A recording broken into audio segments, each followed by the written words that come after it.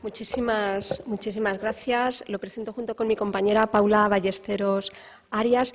Quiero dar las gracias especialmente a las coordinadoras, las organizadoras de SOPA, también a los organizadores. Y bueno, por coincidencias, esta semana ha sido tremenda de reuniones de otros proyectos también en Santiago, por lo que, bueno, varios de nosotros, desgraciadamente, solo hemos podido asistir hoy. A pesar del título tan largo, tan rimbombante de la presentación, voy a hablar de algo muy concreto. Voy a hablar de un tremendo fracaso, de un proyecto en el cual intentamos buscar vías de comunicación con gestores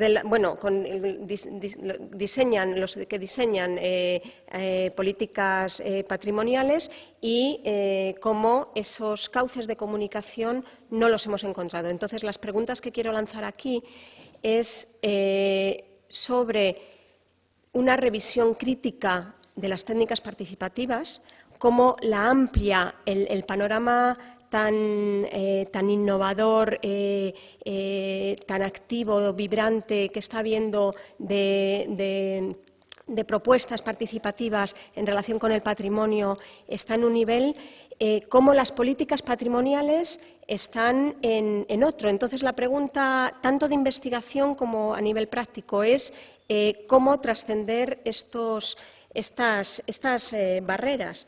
Las ideas que voy a exponer aquí, estoy en esta fase que ni leo ni veo, parten de una idea básica, y es que, siguiendo lo que Regina Bendix habla del régimen patrimonial, vivimos en un régimen patrimonial con unos códigos especiales, o lo que nuestro compañero Pablo Alonso ha llamado la máquina patrimonial. Estamos inmersos en una maquinaria de un sistema patrimonial.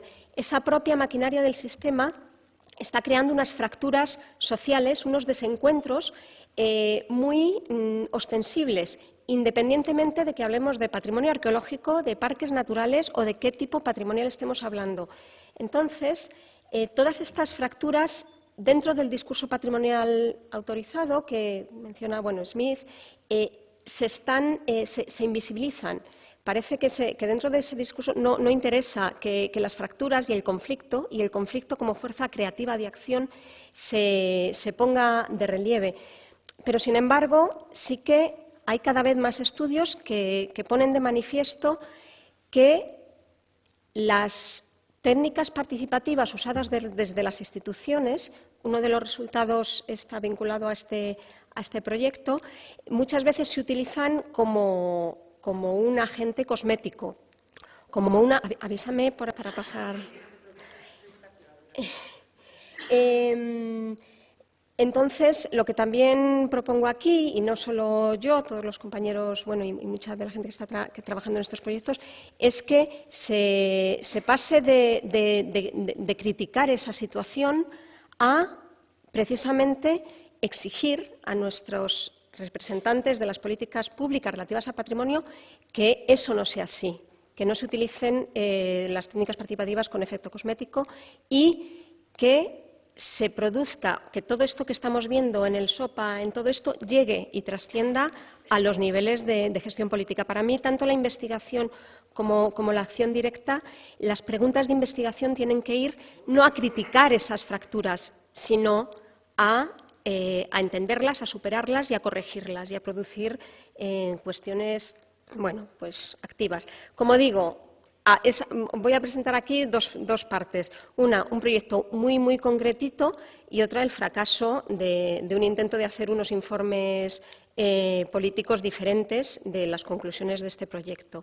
La primera, en unas líneas generales, de lo que voy a hablar aquí, está basado en un proyecto que terminamos el año pasado sobre los procesos de patrimonialización en un tramo muy concreto del camino, del Camino de Santiago, que nos interesaba precisamente porque es uno de los últimos que se ha patrimonializado, porque es uno que la Iglesia Católica todavía hoy, ellos dicen que no es que la rechacen, es que simplemente no lo reconocen.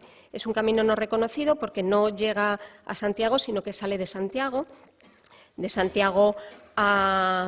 hasta hasta Fisterra. Bueno, aquí veis el recorrido. Entonces, este proyecto lo planteamos de forma interdisciplinar. No es un proyecto donde han participado una compañera de sociología, viendo a ver, y con la colaboración de Lupe, con encuestas de ver qué impacto real en la vida y en la economía de las poblaciones por las que pasa está teniendo. Una parte de antropología que hemos llevado a cabo Paula Ballesteros Arias y yo, realizando etnografías escogimos 3 lugares, Vilaserío, Olbeiroa y Fisterra, porque son los lugares de pernoctación más frecuentes.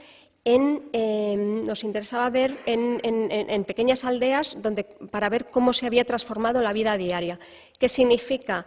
Por ejemplo, este es el punto de llegada en Finisterre, ¿no? Pero esta es, por ejemplo, la aldea de Olbeiroa.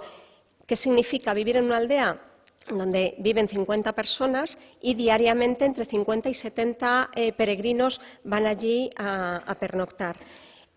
También hay una parte de historia y una parte de ver de los yacimientos arqueológicos cómo habían sido afectados por estos procesos de patrimonialización. Aquí voy a hablar de algo muy concreto, que es las etnografías en Olbeiroa y en Vilaserío, en estas 2 aldeas. Ya digo, en las 4 días o 3 en las que está pensado el camino son los lugares de pernoctación. En Olbeiroa, por ejemplo, el hecho de que el alcalde del municipio de Dumbría al que pertenece sea arquitecto ha producido un cambio importante, y también los fondos FEDER a los que toda esta zona se acogió. Los tejados que veis renovados son en gran parte un albergue multisituado. 5 de las casas en el interior. Este es un hórreo rehabilitado también como habitación dentro del albergue. 5 de las casas de esta pequeñita aldea fueron remodeladas, compradas a muy bajo precio, entre ellas la escuela, y dentro de esta estética de todo pintado en azul, pues se remodeló todo como albergue, ¿no? Esta es la oficina central. Esto es solo para contextualizar lo que ahora voy a decir. Una de las principales conclusiones del trabajo de campo etnográfico parece una obviedad, pero bueno, son los datos empíricos que prueban la gran distancia que hay entre a dónde va el dinero en patrimonio con qué es lo que los diferentes actores locales, vecinos y vecinos de la zona, consideran que es su patrimonio. Digo como una obviedad porque es algo que se da por hecho, pero sin embargo es algo que yo creo que en la investigación necesitamos no solo criticarlo, sino pasar a reformularlo y a entenderlo y a plantear acciones concretas. Por una parte eso, la brecha social que se produce en este sentido, y por otra, mientras que en diferentes actores locales el término patrimonio no se usa, sin embargo, entre los actores también locales pero políticos se usa hasta la saciedad. El plan, por ejemplo, de promoción de Dumbría tiene 3 líneas maestras, 2 de ellas tienen que ver con patrimonio cultural, una con el patrimonio histórico vinculado al camino, la tercera es deportes y el patrimonio natural vinculado al río Sayas.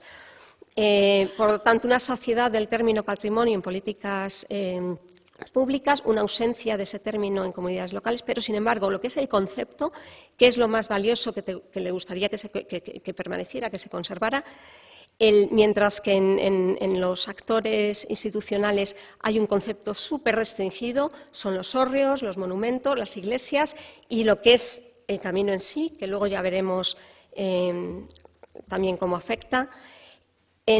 Entre estos otros actores locales, el concepto, muchas gracias, se amplía enormemente. Y una de las cosas que voy a hablar ahora paso por alto todo esto, bueno, de hecho,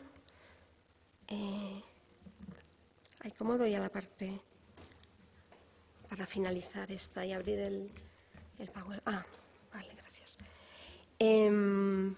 De hecho, una de las cosas que de forma más reiterada ha aparecido en las etnografías tanto en Vilaserío como en Olbeiroa es que patrimonio es la posibilidad de que la vida en el campo siga existiendo y se pueda seguir manteniendo una producción agrícola. Esto lo digo porque lo que algunos antropólogos han denominado como el monocultivo turístico, o sea, esa identificación de que el patrimonio única y exclusivamente puede ser rentable económicamente a través de la industria del sector terciario, de la industria turística, eso no era reproducido en las etnografías, en el trabajo de campo que hemos realizado en estos dos lugares, sino que allí patrimonio era seguir trabajando la posibilidad de que el sector primario pueda seguir siendo viable y no con una musealización del sector primario. Entonces sí que es interesante el ver las posibilidades que esa promoción del sector primario como patrimonio puede llevar a cabo. No estoy diciendo que el turismo no sea una vía, y por supuesto es una vía que produce unos beneficios y unos no beneficios también muy claros, pero que ese sinónimo turismo, la única vía de desarrollo patrimonial, no se daba. Y aquí pongo brevemente esta historia del fracaso. Buscábamos alternativas. Después de realizar las etnografías y a raíz del contacto con actores locales de la zona, decidimos no surgían demasiadas iniciativas políticas para trasladar a otros actores institucionales. A través de dinámicas participativas, sin embargo, sí que surgieron y lo que hicimos fue trasladar como informes a Xunta y a las diferentes municipales, a los alcaldes, este informe, como el que les voy a presentar, en el cual se recogían las actividades, por ejemplo, aquí en Vilaserío, la descripción de la actividad. Y luego lo que se utilizó para hacer esa actividad es un compañero, Pastor, que es fotógrafo, nos ayudó. Los vecinos y las vecinas escogieron algo que simbolizara lo más valioso. Sobre esa foto, la gente explicaba por qué eso era lo que consideraban más valioso y a raíz de ahí pensamos en hacer algo mucho más visual en cada una de estas aldeas. A propósito, toda la gente que aparece ha dado su permiso para que se mostrara en círculos así y, por supuesto, también estos informes políticos. Se ponían los testimonios de cada una de las personas, por ejemplo, Selvita, que dice que el trabajar en el campo es lo más valioso, o otros ejemplos, como esta mujer que dice que el que se mantengan los cauces del agua para ella es lo exigible y es su patrimonio y tiene esta representación. Resumo ya. El caso es que cuando esto es un pequeño librito que hicimos para entregarlo, pensábamos que simplemente un informe así no iba a tener ningún resultado.